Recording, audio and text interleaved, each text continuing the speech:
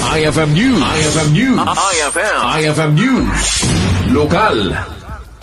Nadismaya ti Provincial Assessor's Office gaputi sa andang panakiruwad dagiti Napatituloan nga Lote ti Provincial Government.